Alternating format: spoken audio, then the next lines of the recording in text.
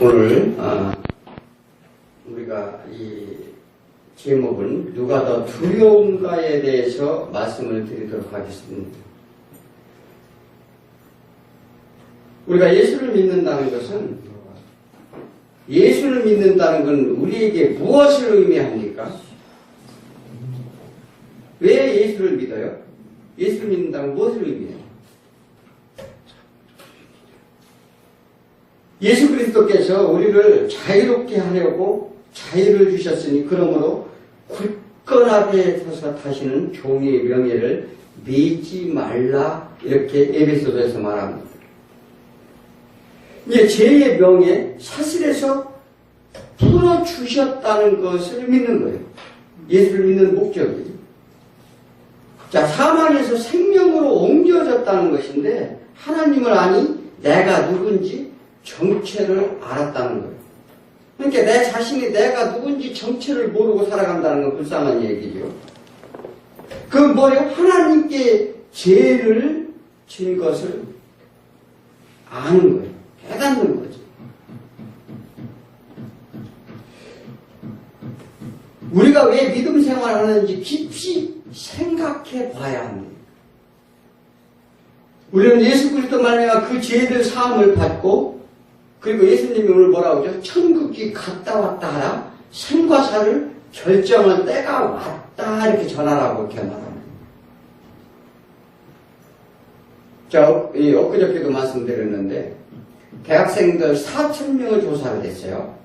4,000명을 조사를 해서 그들이 문제점이 뭔지가 가장 지금 본인이 문제가 무엇인지를 적어내라고 했는데, 요즘 세상도 어렵고 살기도 어렵습니다. 그래서 자기의 진로, 앞의 진로가 어떻게 될지, 그 다음에 나는 어디 대기업이나 아니면 어디에 취직을 할지, 이런 게 고민일 줄 알았다는 거예요, 사람들이. 그런데 놀랍게도 그들이 제일 많이 궁금해하는 것은 자기 자신이 누구인가를 알고 싶다는 거예요. 그럼에도 불구하고 세상에서 아니면 교회에서 우리 자신이 누구인가를 가르쳐주는 데가 없다는 거예요. 네. 그럼 뭐를 합니까? 우리는 세상에 살아가기 위한 기능의 도구로만 가르친다는 거예요. 우리가 세상 살아가는데 기능이 도구요? 열심히 세상 것을 공부하고 기능을 배워서 먹고 살기 위한 도구로서밖에 전락되어 있지 않다는 건 사실입니다. 근데 그들이 뭐냐면, 앞길이 막막하니까 자기 자신들이 정체성이 희미해지는 거예요. 그러므로 우리가 왜 신앙생활은 내 자신이 누군가를 알아야 돼. 내 자신이 누군가. 그게 제일 우선돼야 된다는 거예요. 그저 그냥 세상 가운데 사니까 우리가 세상적인 어떠한 이 세상 가운데 어떻게만 살아갈까에 그게 전락돼서는 안 된다는 사실을 오늘 이 성경에서 말씀을 하십니다. 우리가 세상에 살면서 예수를 모르면 어떻게 살아간다고 했어요? 자기 소견대로 살아간다고 했어요. 자기 소견대로 살아가는 거예요. 내 생각대로 살아간다는 거예요. 아니, 누가 뭐라고 해? 자유민주주의 국가에서 내 생각대로, 내 뜻대로 살아가는데 누가 뭐라고 싸우면 누가 했어? 이렇게 살아간다는 거예요. 그래서 그 결과가 성경에서는 정확하게 나와 있어요. 자기 소견대로 살아갔던 시절이 있었어요. 그건 뭐냐면 하나님 말씀도 없고, 그런 때가 언제요? 그때가 이제 가인의 시대에서부터, 아담이 죄를 받고서부터 언제까지 있었죠? 노아의 홍수 시대까지. 창세기 5장, 이제 6장이 시작해 노아의 홍수가 시작을 하죠. 그때까지 하나님과의 말씀이 하나도 없었어요. 그러니까 그들이 각기 자기 생각대로 살아가는 거예요. 그래서 결과를 뭐로 보여줬어요? 노아의 홍수 심판으로 보였다는 거예요. 또 그렇게 해서 하나님이 뭐를 줬어요? 이스라엘 민족을 선택을 했어요. 누구를? 노아의 아들 셈의 계로부터 아브라함을 선택해서 이제 뭘 줬어요? 모세를 통해서 시내산을 통해 이 출애굽을 통해서 율법을 줬어요. 율법이라는 하나님 법을 줬다는 거예요. 이제 하나님 법을 줬다는 것은 하나님을 알도록 하기 위해서 그들에게 이적과 기적과 표적을 일으키면서 하나님이 그들을 인도해 줬어요. 그래서 하나님을 법을 주고서 이 법을 잘 지키면 내가 너희에게 축복해 주겠다는 약속을 하셨어요. 그런데 인간들이 그것을 지켰나요? 안 지켰나요? 안 지켜서 어떤 시대가 왔느냐면 사사기 시대가 왔어요. 사사기 시대도 어떻게 했어요? 자기 소견대로 살았다고 그랬어요. 그래서 그 암흑의 시대라고 합니다. 하나님이 개입하지 않는 시대. 우리 그렇게 한 사람 한 사람도 하나님이 개입하지 않으면 어떻게 살아요? 자기 멋대로 산다는 거예요. 자기 생각대로, 자기 소견대로. 이게 어떤 사건이냐면 이게 선악과 사건이에요. 그러니까 선악과를 먹는 거예요. 날마다 먹는 거예요. 내 생각, 내 뜻대로 살겠다는 거예요. 누가 뭐라고 하냐는 거죠. 그때 하나님께서는 반드시 심판을 하셨다는 거예요. 그래서 하나님 모르는 모든 사람들은 세상이 원리대로 살아갑니다. 세상이 요구하는 대로 애쓰고 힘쓰고 살아가는데 정작 자기 자신이 누구인지 정체성을 모르고 살아간다는 거예요. 그런데 살다가 보니까 어느덧 세월은 가고 몸은 노쇠해지고 죽음이라는 문턱에 두려움에 서게 됩니다. 오늘 교동문에서도 나오는 얘기죠.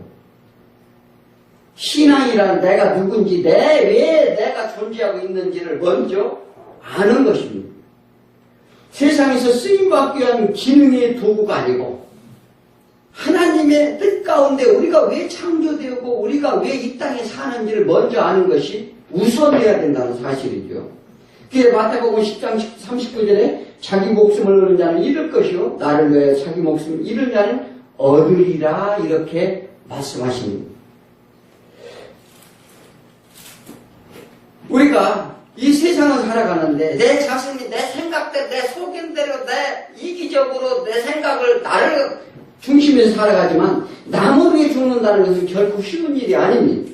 그런데 예수님은 우리에게 목숨을 두려워하지 말라 이렇게 말씀하시면서 생명을 주신다고 하시면서 나를 위해 죽음도 두려워하지 말라 이렇게 말씀하십니다. 세상 살아가려면 인생이 왜 두려움이 와요? 지금 아무 걱정 근심 없이 사시나요? 아무 근심 걱정 없이 살아요? 왜 우리가 두려움이 올까? 왜 근심 걱정이 따로 우리가 끊일 날이 없을까? 이것은 세상이 보장되지 않기 때문에 그래요. 세상이 우리를 보장되어 주지 않는다는 거예요. 물질이 됐든 권위가 됐든 명예가 됐든 무엇이 됐든 나를 완전하게 보장해 주지 않는다는 사실을 우리는 알아라는 거예요. 그러니까 우리의 생명, 삶의 질 무엇 하나 가질 수 없다는 걸 알라 이렇게 말합니다. 너희가 그렇게 갖고자 하는데 가질 수 없다는 걸 알라. 그러므로 우리는 이 소유로 존재를 나타내려고 뭐든지 내가 물질을 가지고 이 성공하고 출세해서 그러한 소유를 많이 가지고 해서 내 인생에 내 존재를 드러내려 한다. 그런데 그 소유는 영원하지 않다는 거예요. 소멸된다는 사실을 알라. 이 솔로몬이 아주 그 지혜가 뛰어난 솔로몬이 이런 말씀을 그 잠언서나 전도서에서 정말로 신랄하게 말을 합니다. 우리가 에덴 동산에서 선악과를 먹은 이유는 뭐예요? 하나님과 같아지려고 먹었어요. 이는 이제 모든 내 인생의 길과 방향을 내 자신이 결정하겠다. 그러니까 하나님이 결정하지 말라. 하나님 관여하지 말라. 내가 결정해서 살아보겠다는 거예요. 그런데 너희가 선악과를 먹으면 정령 산다겠어요? 어떻게 된다겠어요? 선악과를 먹으면 정령 죽으리라고 말했어요. 내 뜻대로, 내 생각대로 살면 죽는다는 거죠. 그러므로 우리 인생은 한 사람도 예의 없이 모두 죽는다는 사실입니다.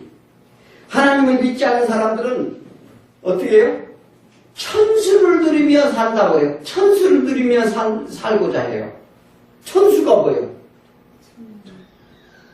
하나님이 정해준 시간을 말해요. 그게 이제 세상 사람들은 오복 중에 하나라고 해요. 그러니까 하나님이 정한 시간을 나는 천수를 누리며 살길 바란다. 이렇게 말합니다. 그러나 세상에 사는 사람들은 어떤 권위가 있어도 어떤 돈이 많아도 세상에 무엇 하나 부러웠게 사는 사람 같은 사람이라 할지라도 어떻게 해요? 죽음 앞에서는 다 내려놓아야 된다는 사실이에요. 그래서 권력을 가진 사람들이 늙어서 종말 때면 얼마나 불쌍한지 몰랐어요. 그들 뭐 우리 드라마나 영화 같은 데 통해서도 알잖아요. 그렇게 권세를 자랑하다가 죽을 때가 다 되니까 너무나 불쌍한 거예요. 그런데 너희가, 이게 예수님이 그래요. 그런 거를, 이제 이 우리 역사를 통해서 하나님을 왜 믿어야 되는지 가르쳐 주는 거예요. 그게 우리 인생의 역사 가운데 하나님의 섭리로 보여준다는 사실입니다. 그런데도 깨닫지 못한다고 하면 할 수 없다는 거예요. 매주 수요일날 요양원 예배를 가잖아요. 그런데 이 요양원 어르신들을 보면 예수를 믿지 않는 사람과 믿는 사람이 확연히 드러나요. 어떤 이들은 그냥 멍하니 소망도 꿈도 없이, 아니 그들이 젊었을 때 그렇게 살았을까요? 그들은 각기 자기 생각대로 열심히 산다고 살았어요. 그런데 희한하게도 이 치매 환자나 이런 사람들이 예배를 드리고 나면 정신이 맑아진다는 사실이에요. 기가 막히잖아요. 그 왜 그럴까? 그래서 요양원 예배를 갔다 온 사람은 그래서 한 번씩 가봐야 돼요. 그 수요일날, 매주 수요일날 가니까 그냥 아니 그 시간에 시간이 있으면 같이 동행해서 가서 실제로 보고 그렇게 깨달아야 돼요. 그런데 그들은 죽는 날만 기다리는 사람들이 있어요. 예수님이 왜 오셨을까요? 왜 믿어야 되는가는 우리의 무슨 문제가 달렸다고요? 생명의 문제가 달렸다는 거예요. 우리의 생명은 뭐라고 그래요? 예수님 안에 감추어져 있느니라 이렇게 말씀하셔요. 예수님이. 우리의 생명이 어디 안에 감춰져 있다고요? 예수 안에 감춰져 있대요. 그런데도 예수님을 알고 세상이 좋다고 세상까지 나오면 그거 뭐가 되겠어요? 아무것도 되지 않는다는 사실이에요. 오늘 본문을 우리에게 하나님을 알리고 예수님을 전파하는 메시지입니다. 사실 이게 복음 얘기라는 거예요. 전도의 내용을 얘기하는 거죠. 자, 예수님이 공생애 시작해서 6개월에서 한 1년 정도 됐어요. 예, 그런데 그때 제자 12명을 임명을 합니다. 제자 12명이 누구예요? 그거 배웠죠? 그런데 이게 날마다 생각을 안 하니까 잊어버리죠? 베드로는 아실 거예요. 안드레, 야고보, 요한, 빌리, 바돌로베, 도마. 또 누가 있어요? 마태가 있죠. 또 누구 있나요? 알페오 아들 야고보가 있습니다. 그리고 다데온이 있고 시몬이 있고 예수를 배반하는 유다가 있었습니다. 그게 12명을 임명을 합니다. 이렇게 이제 예수님 이제 임명을 하고서 예수님이 수많은 이제 기적을 베풀었어요. 무슨 기적을 베풀나요? 나병 환자, 백구장구인 베드로의 장모의 10병을 고쳐주고 귀신을 쫓아내고 중풍병자, 혈류병 여인들, 이 회장장의 야유의 딸을 살려주시고 이런 일들을 막 기적을 일으켜 다녔습니다. 그러니까 거의 한 초기에 그런 기적을 많이 일으켰어요. 예수님이 사역 초기에. 예수님이 사역 후기에는 기적을 많이 안 일으켰어요. 그러니까 초기에는 왜 그런 일들을 했느냐? 그러니까 예수님이 누구신가를 보여주기 위함에 했었어요. 맨 처음에 기적을 일으킨 게 이 물이 포도주가 한 사건이죠. 그래서 예수 공생의 시작됨을 이제 알리는 사건을 필두로 해서 그 뭐예요? 그들이 그 왕의 그 신하의 아들을 이제 고쳐주는 사건을 필두로 해서 계속적인 그래서 온 유대 땅에 소문이 다 퍼졌어요. 다 소문이 퍼지고서 그때요 이제 예수님이 12 제자를 거둠으로 인해서 이제 일을 공생애를 시작하는데 그래서 12명을 딱 불러서 이적과 기적을 펼치고 난 뒤에 뭐를 하냐 집중하세요. 뭐를 하느냐면 이제는 이제 복음을 전하라고 보내는 거예요. 그런데 보내는데 오늘 본문에 뭐라고 합니까? 권능을 주어서 보낸다는 거예요. 처음으로 예수 제자들을 어떻게 했냐면 권능을 준다고 그랬어요. 그래서 이들이 이전에는 귀신도 쫓아내고 뭐 이런 일을 할 수가 없었어요. 그래서 예수님이 권능을 부어서 주어서 그들에게 이제 전도를 뭘 하냐면 훈련을 보내는 거예요. 오늘 이제 그 장면이 이제 본문에 나오는 장면입니다.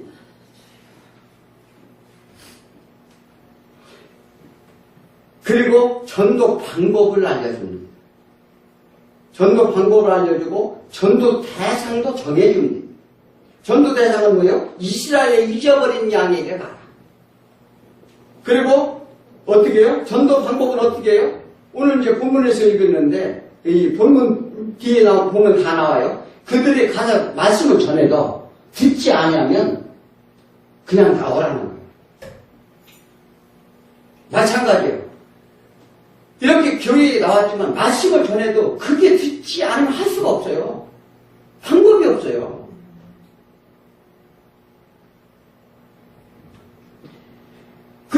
그래서 예수님이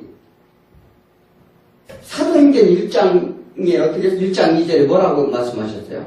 제자들이 예수님이 하늘나라로 올라가시고 뭐를 준다고 그랬어요? 너희는 예루살렘에서 기다려라. 그래서 내가 약속한 것을 기다려라고 말씀하셨어요. 약속한 게 뭐예요? 성령님이었다고요.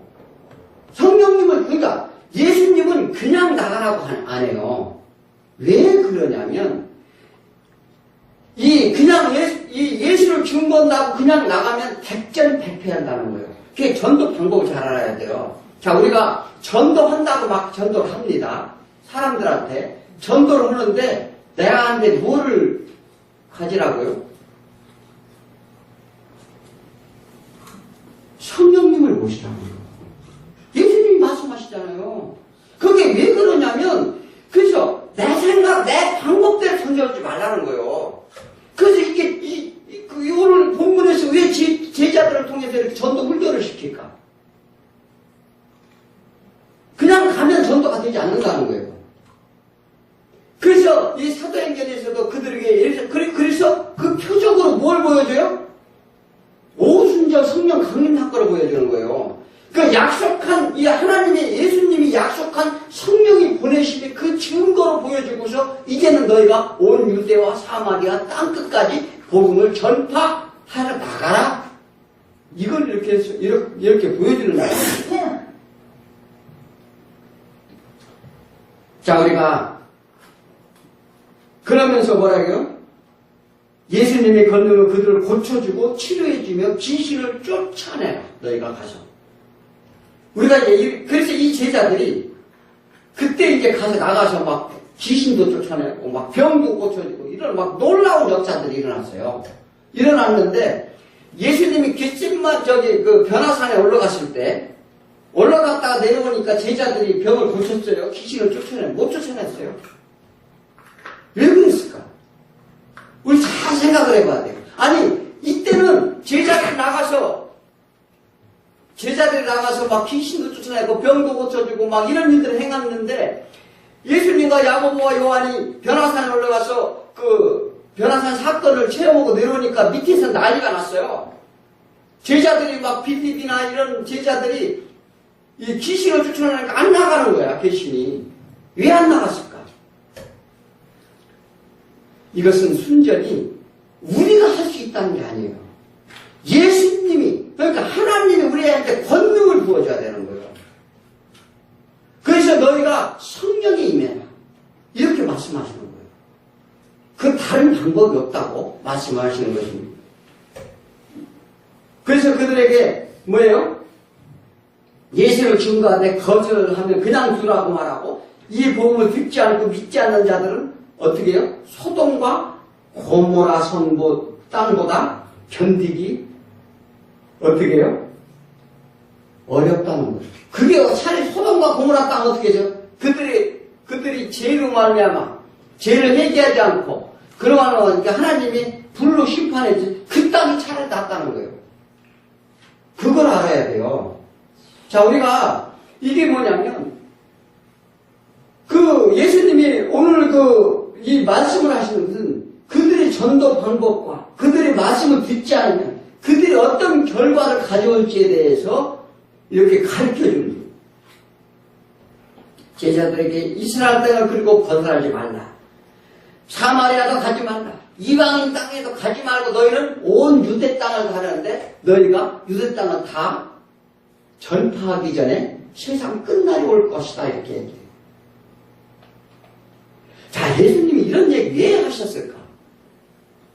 아니, 성경 말씀을 보면 궁금하지 않아요? 왜 이런 말씀을 하셨을까? 아니, 예수님이 그런 권능을 주고 다 이렇게 하셔 쉽게 가서 전파하고 막 이렇게 하면 됐는데 그러면 예수님께서 가서 이렇게 하면 우리가 쉽게 해가볼 수 있잖아요. 아이고, 예수님이 그런 능력을 가지셔서 오셔서 구원할 때는 빨리 딱 구원을 하고 안 할 때는 그냥 내버려 두고 이렇게 해서 빨리 이렇게 끝내버리지 뭐 이렇게 복잡하게. 하나님께서 원대한 뜻이 있어요. 계획이 있단 말이죠. 그 계획과 뜻 가운데 하나님의 이 자녀들을 불러내는 거예요. 각자 이렇게 불러내는 거예요. 이 하나님에 속하지 않은 자들은요, 이 교회에 나와서 견디질 못해요. 말씀을 들어도요, 이 거부감이 생기고 또 사단이 막아. 그런데 이것은 내가 하는 게 아니라 누가 해요? 사단이 한다는 거예요. 우리는 이때 당시에는 예수님 공생의 초기에 있었어요. 초기에서 하나님의 뜻에 따라 먼저 하나님을 믿고 하나님 법을 준 유대인들에게 알리려고 했던 것입니다. 즉 메시아가 오셨다는 것을 선포하시기 위해서 또 그들이 나가서 무슨 권능을 행하고 모든 것을 다 하면 어떻게 돼요? 유대인들만 구원받을 수밖에 없어요. 그런데 하나님은 그게 아니라 이방민족까지 전부 구원을 받게 하기 위한 하나님이 계획을 세웠기 때문에 당시에는 유대 땅만 한정되어 있어요. 다른 나라 이방인들은 어떻게 하나님을 알아요? 몰라요? 전혀 몰라요. 그들은 몇백 년간 어떻게 해요? 하나님을 알게 하는 법을 줬어요. 그래서 그들을 먼저 하나님의 메시아, 그러니까 그 메시아 사상은 다른 사람은 하나도 없었어요. 그런데 희한하게도 그때 당시에 어디 있으냐면 애굽에도 있었어요.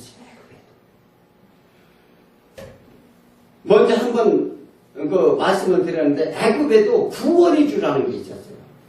그래서 그 똑같이 처녀 몸에 태어나고 그 사람도 십자가에 죽고 이런 사건이 일어났었어요. 그런데 보통의 이방인들한테 왜냐하면 그들이 똑같이 애굽은 세상이라고 하잖아요. 똑같이 하나님을 흉내내는 자가 있었어요. 예수님을 흉내내서 온 자가 있었다 이 말이에요. 누구보다? 예수님보다 먼저 왔어요. 이 세상이라는 것은 그렇게 미혹되게 마련이에요. 그 얘기는 나중에 그 시간 있을 때 좀 정확하게 디테일하게 해서 알려드리겠습니다. 그런데 예수님이 제자들이 세상에 미움받을 것을 아셨습니다.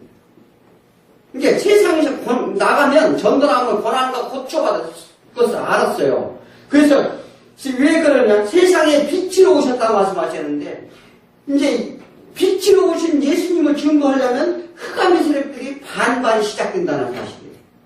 그래서 이 제자들에게 권능을 줍니다. 권능은 뭐라고요?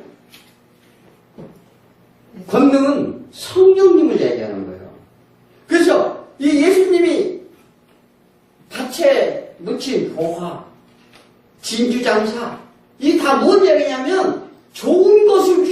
않겠느냐?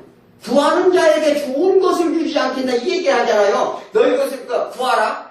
너희에게 그래야 하면 더해줄 것이다. 너희에게 주는데 아니 뱀의 새끼가 이 악한 사단 마귀도 자기 자식에게 좋은 것을 줄 줄 알거든. 내가 너에게 좋은 것을 주지 않겠느냐 하는 얘기를 하는데 우리가 좋은 것을 받는다니까 세상의 물질 막 이런 것을 좋은 것을 세상에 살아가기 위한 좋은 것을 준다는 게 아니라 좋은 것이라는 거예요. 성령님을 주신다는 거예요. 그 얘기를 하시는 거예요. 그래서 그 밭에 놓인 보아도 성령님. 이게 우리가 왜 그러냐면 너희가 구할 것은 성령님을 구하라는 거예요. 자, 오늘 이 본문에서 그걸 왜 그렇게 하라는지를 알려줍니다. 자, 성령님은 지혜의 영, 순결의 영이라고 이렇게 오늘 말하죠. 그래서 유대 지도자는 세상의 왕과 총독에게 너희가 끌려갈 것이다. 그러니까 나를 증거하려면 끌려갈 것인데 거기서 변명하지 마라.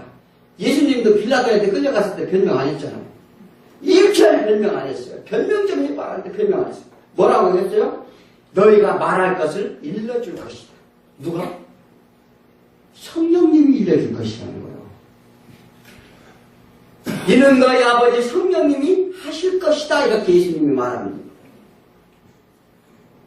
이제 세상과 싸움이 벌어질 것이라고 말합니다. 그러나 끝까지 견디는 자는 구원을 받으리라. 그것을 끝까지 견디는 자가 구원을 받는데요. 그래서 두려워 말라. 세상의 사단이 권세 그들의 핍박으로부터 그리고 나로 인해 집안에서 갈등이 벌어질 것이다 말합니다. 그래서 마태복음 10장 34절서부터 읽어보면 내가 세상에 화평을 주러 온 줄로 생각하지 말라. 화평이 아니고 검을 주러 왔노라. 내가 온 것은 사람이 그의 아버지와 딸이 어머니와 며느리가 시어머니와 불안하게 하려 함이니 사람이 원수가 자기 집안 식구리라. 원수가 누구라고요? 집안 식구리라. 다툼을 말하는 게 아니에요, 이게.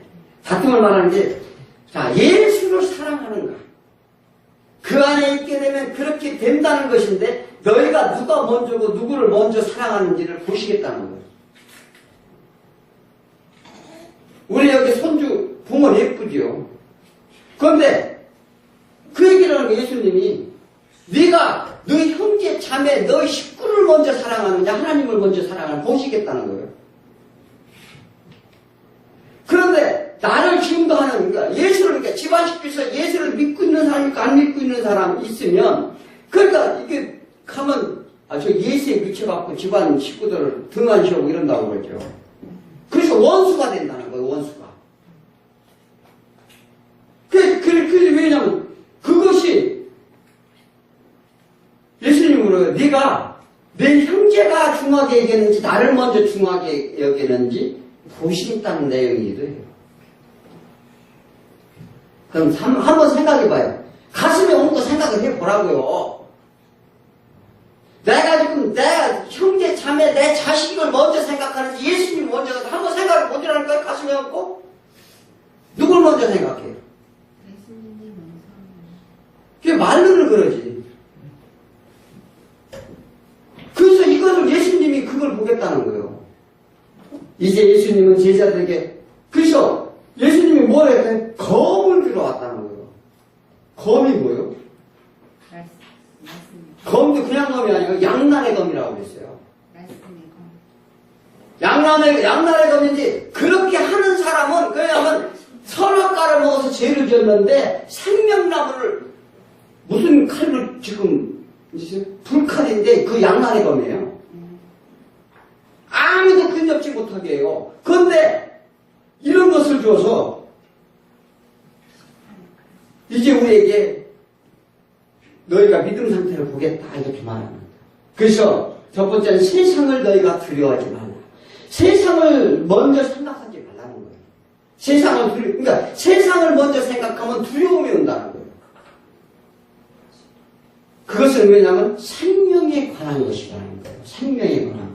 세상은 우리에게는 염려와 불안과 무엇 하나 보장되어 있는 게 없다는 걸 알려줍니다. 그러니까 베드로전서 5장 10절에 너희 염려는 다 주께 맡겨라. 이는 그가 너희를 돌보시리라 이렇게 말합니다.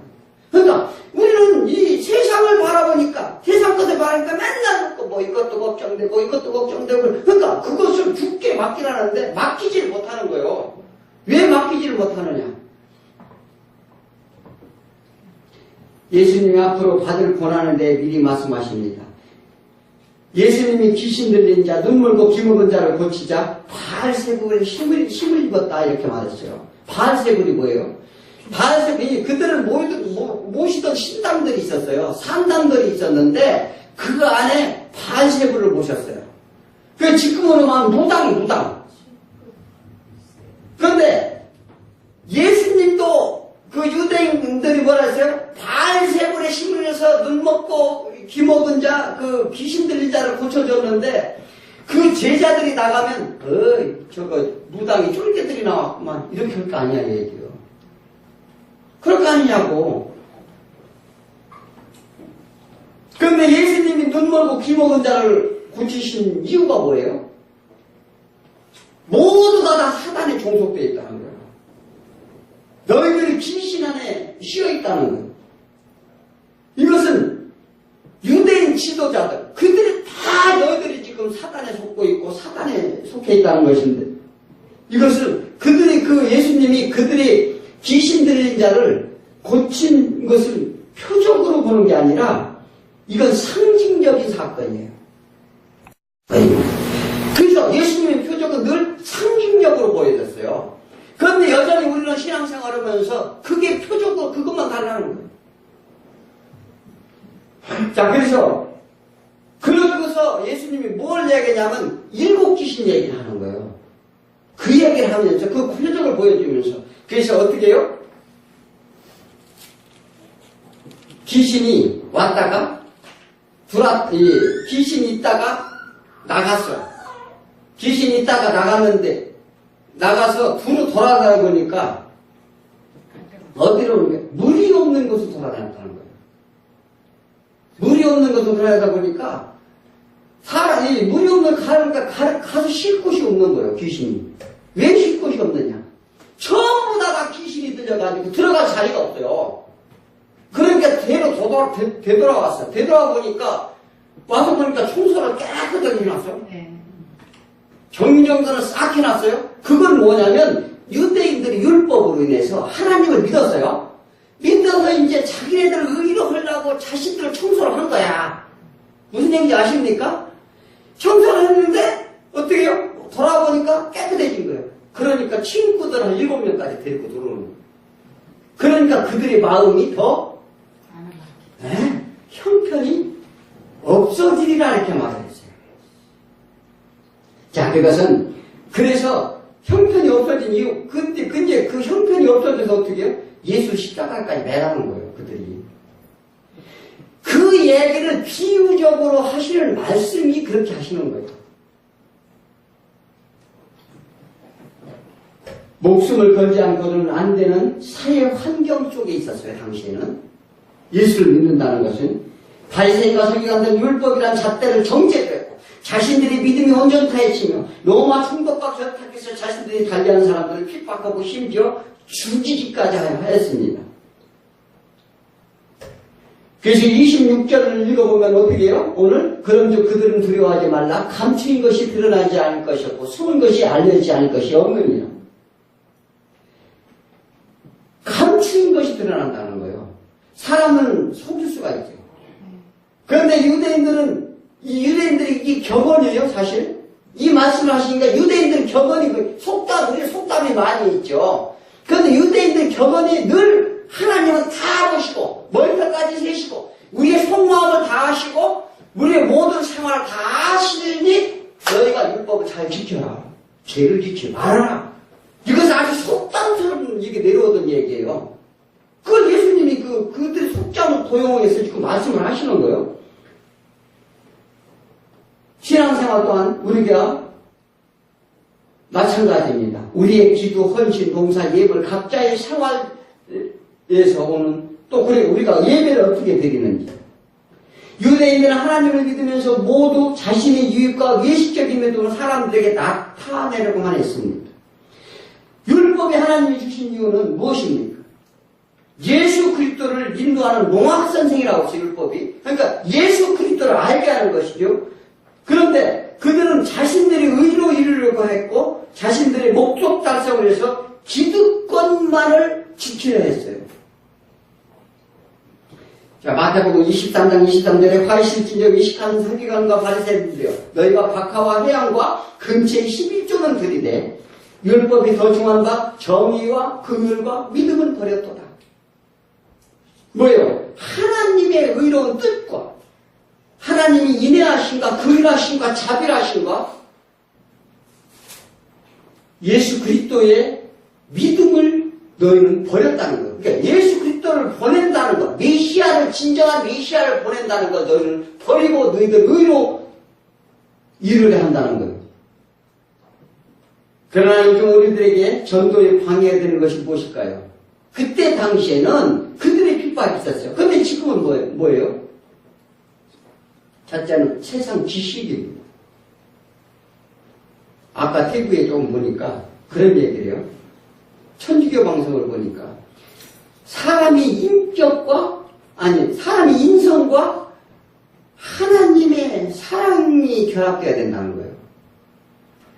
그 희한, 그게 철학 얘기를 하는 거예요, 철학 얘기. 그러니까 인간의 철학이 얼마나 이게 뛰어난 철학이었는데 그 철학이 하나님을 만나야 된다는 거예요. 그 결합돼야 온전한 믿음이 온다, 신앙이 온다, 이렇게 얘기하더라고요. 이게 완전히, 이게 무슨, 이게, 우리가 근데 거기에 젊은 수재들이 이렇게 방청석을 보니까 숱하게 모였어요. 얼마나 불쌍한지 몰라요. 이 세상 지식이에요. 그리고 또 뭡니까? 물질이죠. 이 돈이에요. 그리고 우리는 그것을 위해서 어떻게 해요? 이제 세상에 끌려가는 거예요. 사단은요, 환경에 따라 어떻게 해요? 전략을 바꾼다는 사실이에요. 환경에 전략은 이 장소와 환경에 따라 전략을 바꿉니다. 우리는 그 소유의 목적을 삼고 사는 게 뭐예요? 이게 사단이 이제 주는 것인데, 뭐예요? 보다 큰 집, 보다 좋은 차, 우리의 잘생긴 미모, 세상의 지식, 지위, 권세, 명예, 이것을 자꾸 이제 갖고자 그것을 가져야 한다고 이렇게 말을 합니다. 그래서 세상 것을 유혹한다는 거예요. 그것으로 붙들어 놓고 풀어주지 않는다는 사실입니다. 그리고 우리한테 예수를 믿는다고? 뭘 믿는데? 그리고 야 세상 인생 살아가는데 뭐 손해보고 살아? 손해받고 살 거 없잖아. 요즘 말이죠. 인권이라는 미명 아래서 막 단체들이 모여가지고 그것이 권리라고 주장을 하면서 세상을 막 움직여가요. 그러니까 정치인들도 다 그게 눈치를 보는 거예요. 그러니까 하나님의 섭리와 뜻대로 가는 것이 아니라 개인들이 이기적인 사상, 자기들이 추구하는 것, 그들의 모임의 단체로 모여서 어떻게 해요?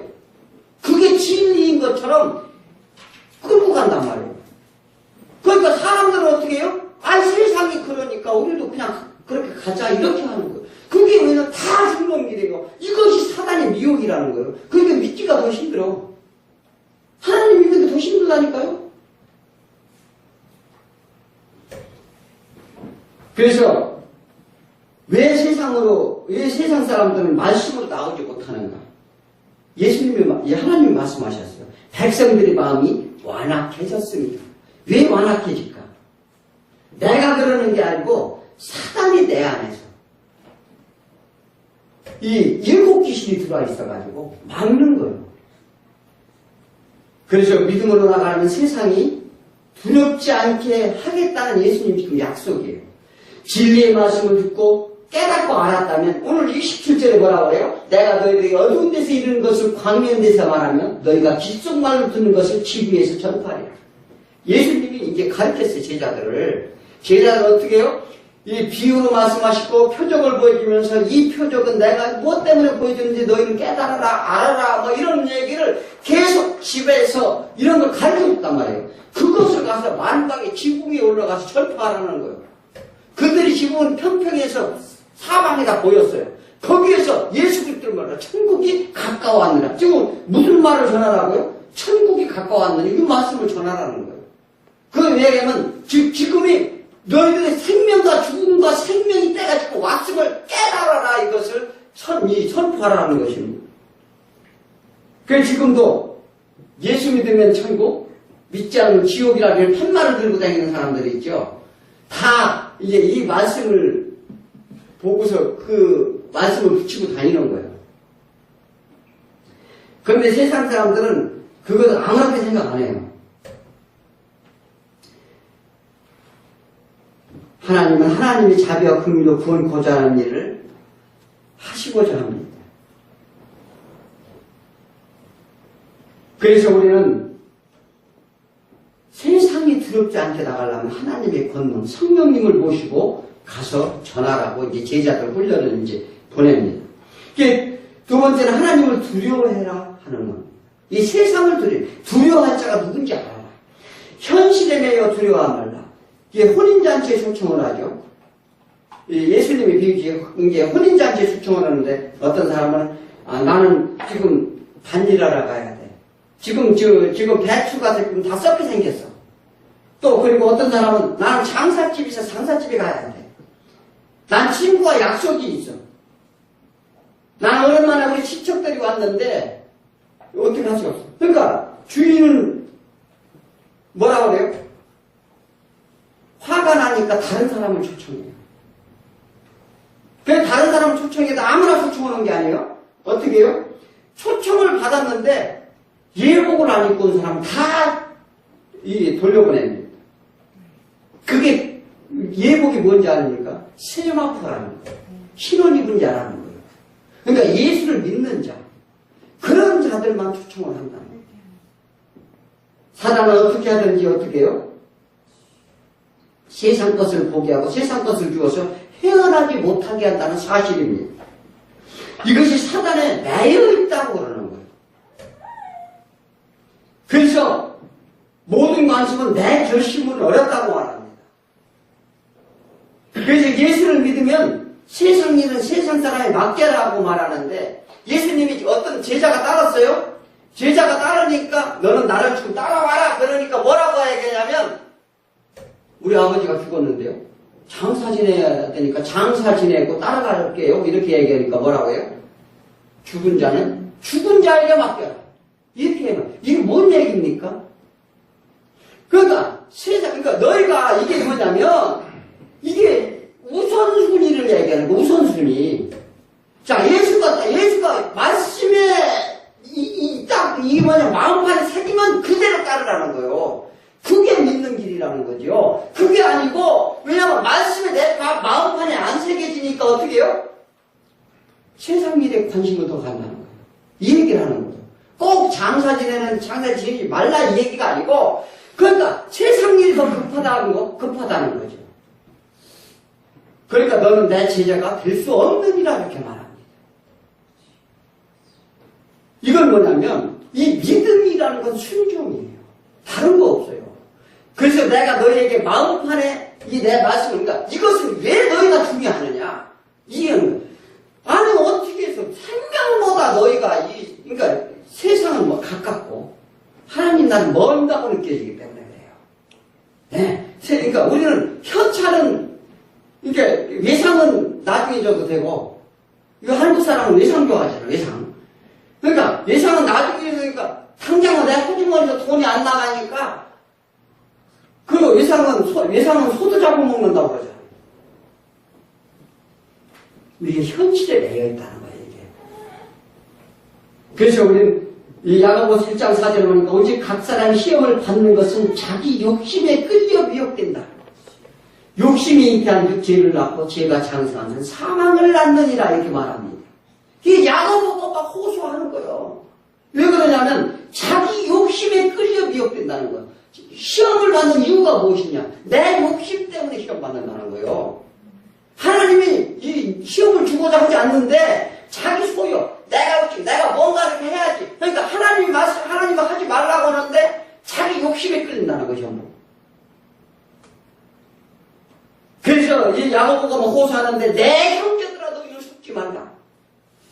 야고보서 1장을 읽어봐요. 야고보서 1장이 정확한 내용이 다 써여 있습니다. 우리의 욕심의 소유.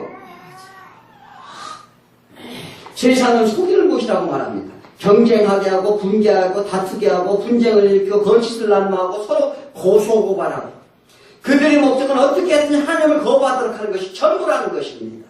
그래서 욥의 시험에 얘기를 하죠. 그러니까 사단이 가서 너희가 두루 뭐라고 하느냐니까 가서 보니까 욥이라는 사람이 있는데 하나님이 동방이 의인이라고 얘기하니까 뭐냐면 에이 그런 리가 있네. 하나님이 부를 주기 위해서 잘 먹고 잘 살게 했으니까 하나님을 욕 않는 거죠. 그러니까 네가 가서 시험 한번 해봐요. 그렇게 해서 욥을 시험을 하게 됩니다. 그러니까 그래서 그것을 무엇을 냐면 사단은 하나님과 관계 있는 사람을 어떻게 해요? 떨어뜨리려 한다는 거죠. 그리고 두 가지, 이제 자기 시험에 들지 말게. 그러니까 우리가 기도 중에 나오잖아요. 그러니까 내가 스스로 시험을 들게 또 하는 게 있고, 사단이 하나님을 믿으려니까 하나님이 믿음을 나에게 못하게 떨어뜨리게 시험을 주는 이 시험이 있다는 거예요.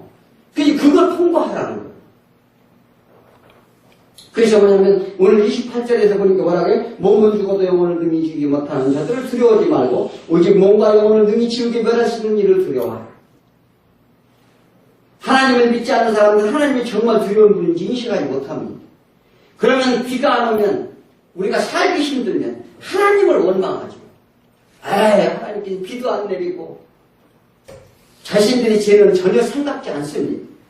이는 마음이 무뎌졌다고 말하는데 그 마음이 사단의 영광이 있기 때문이라 말합니다. 그래서 하나님을 원망하는 거예요. 그들은 육체를 무너뜨립니다. 육신의 소욕대로 살라고 원합니다. 그 길은 사망의 길이라 말하는 거예요. 사단은 우리 약점을 잘 압니다. 사단은 현실적인 것을 제시하는 거예요. 우리 약점을 너무나 잘 알아요. 현실적인 걸 제시한다는 거 사단이 물질로 세상 것으로 요구하는데 영혼은 물질이 아니기에 영원한데 몸과 영혼의 파멸은 인간의 존재론적 파멸이라고 그래요. 그러니까 하나님은 인간의 존재 자체를 파멸하실 수 있는 분이고 사단은 어떻게 해요? 우리 육신만 죽인다는 거예요. 그 영혼의 심판은 누가 하느냐? 사단이 하는 게 아니고 하나님이 하신다는 거예요. 생과사의 역할 건 누구에 있는지를 바로 인식하라고 말합니다. 그런데 하나님이 지시합니다. 뭐요? 세상의 두려움을 믿음에 있다는 것입니다.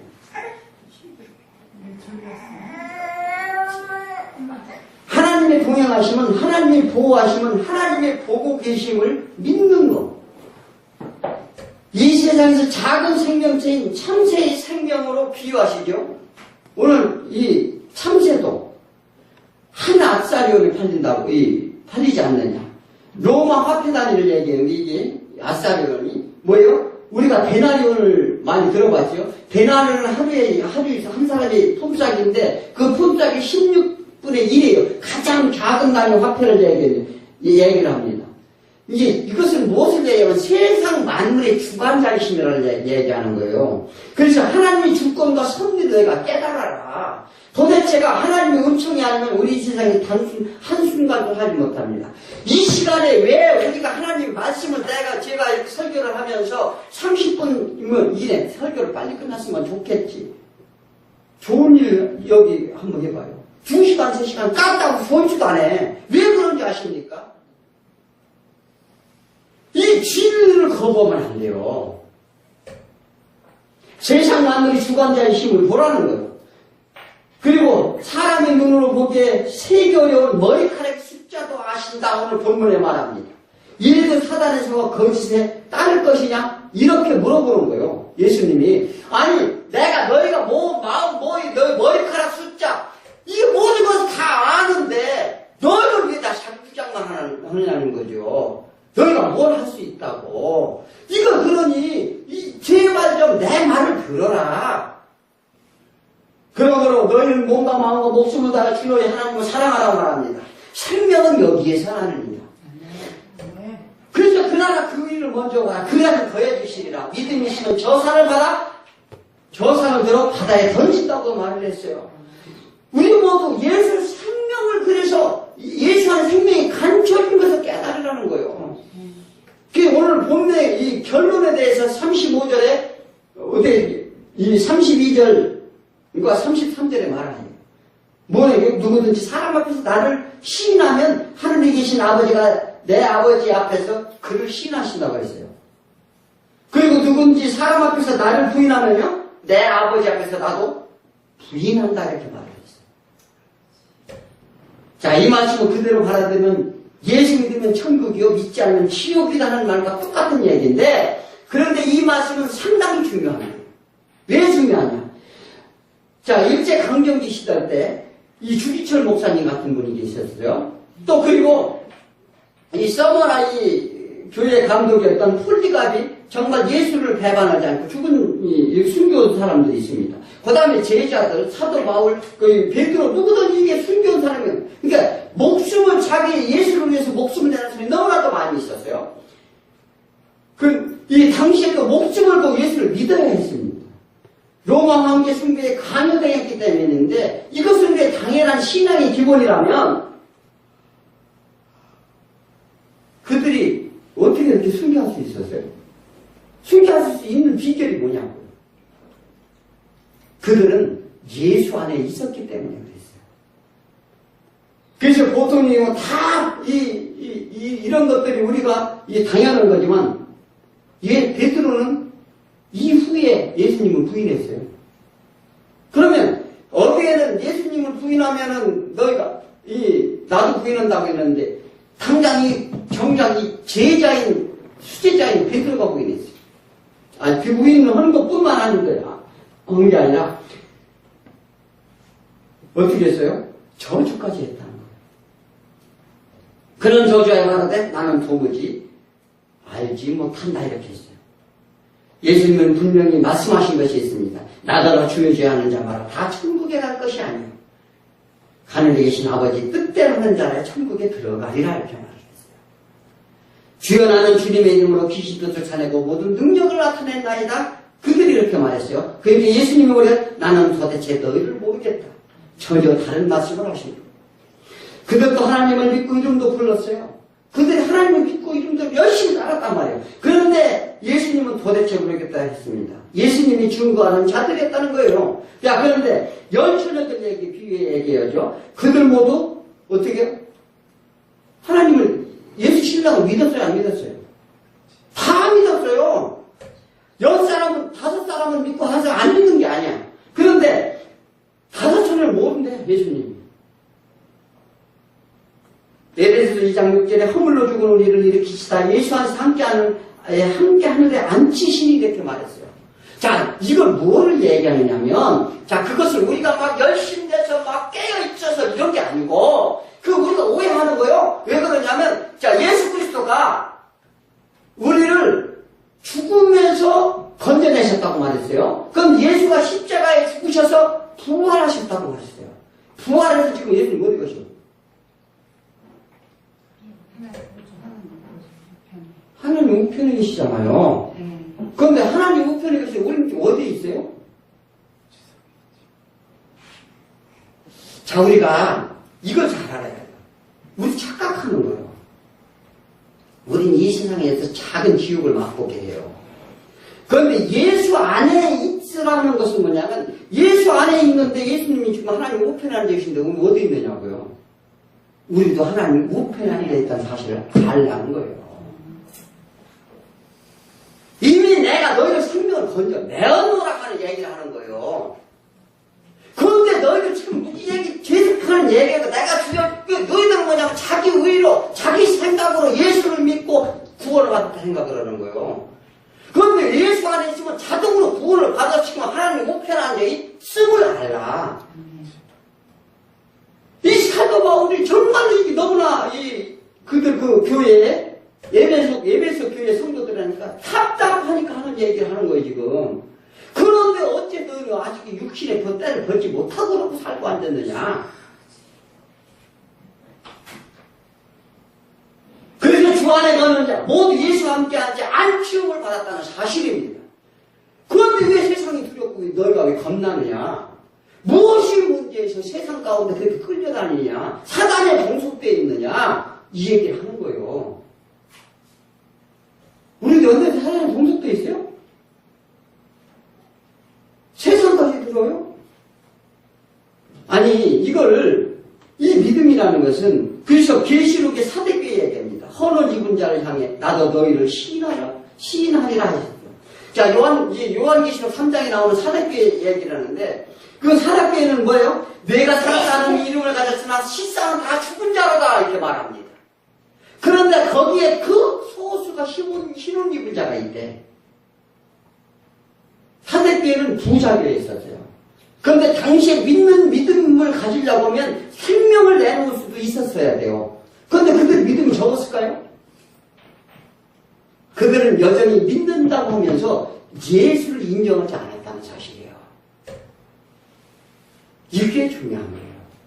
우리가 신앙생활이라는 것은 내 마음째 진정한 예수를 인정한다면요, 하나님 진리의 말씀이 꿀같은 그걸 듣고자 해서 3시간, 1시간 하루 종일 있어도요, 이게 졸리지 않는다고요.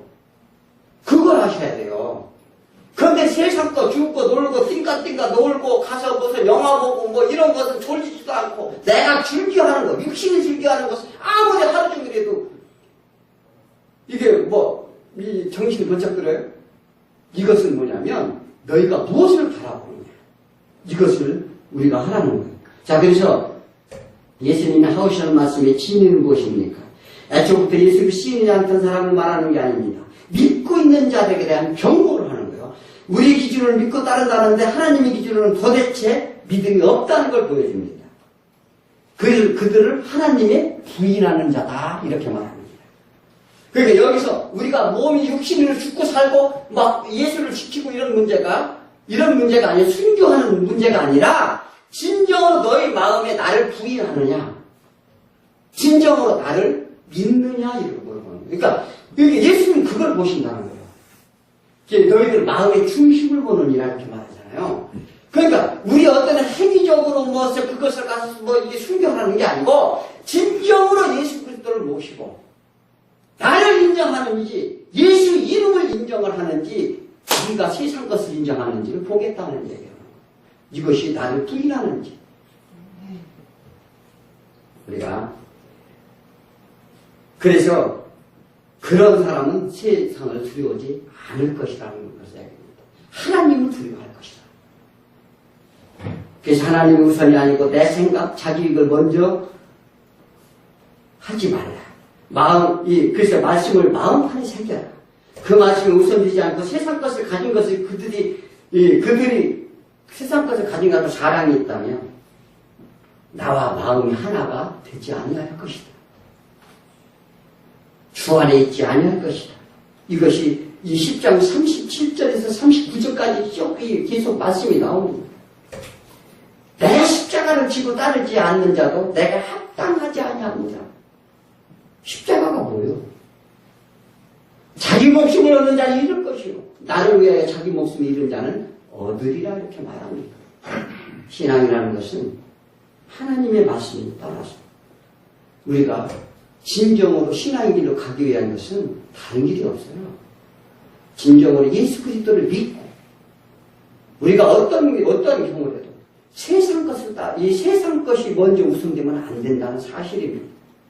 그 안에는요, 그러면 내가 너희에게 뭐를 부어준다? 좋은 것, 성령의 권능을 부어주리니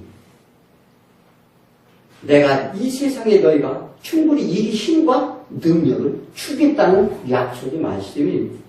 한번 그렇게 해보세요. 자, 우리가 다 같이 그 주의 말씀 가운데 기도합니다. 하나님.